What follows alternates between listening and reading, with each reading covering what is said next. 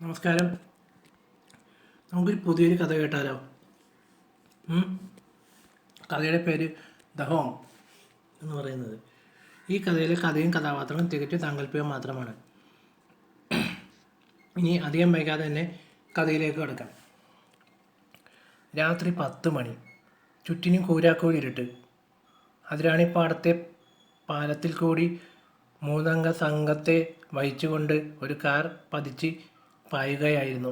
കാറിനുള്ളിൽ നിന്നും പൊട്ടിച്ചിരികളും സംസാരങ്ങളും പുറത്തേക്ക് കേൾക്കുന്നുണ്ടായിരുന്നു. എടാ, ഒന്ന് പതിയെ പോ. നീ ഓവറായി കഴിച്ചിട്ടുണ്ട്. ഞാൻ പറഞ്ഞില്ലേ വേണ്ടാന്ന്. മനു പറഞ്ഞു. ഇതൊക്കെ ഒരു രസമല്ലടാ. അല്ല, നിനക്കിനി ഞാൻ ഓടിക്കുന്നതിൽ വല്ല പ്രശ്നമുണ്ടെങ്കിൽ നീ ഓടിക്കോ വണ്ടി. ഇല്ലല്ലോ, സുമേഷ് ചോദിച്ചു. ഓഫീസിലെ അവൻ ഏറെ നിർബന്ധിച്ച് വിളിച്ചത് കൊണ്ട് മാത്രമാണ് ഞാൻ പാർട്ടിക്ക് വന്നത്. 2 എണ്ണം കഴിച്ചു പോയി, മനു പറഞ്ഞു. എന്താ പതുക്കെയായ? സ്പീഡിൽ പോടെ. മയങ്ങിക്കിടക്കുന്ന ഗോപി എഴുന്നേറ്റു. സുരേഷ് ചിരിച്ചുകൊണ്ട് കാറിൻ്റെ വേഗം കൂട്ടി. യഹൂ! സുമേഷ് ഉറക്കെ ശബ്ദമുണ്ടാക്കി.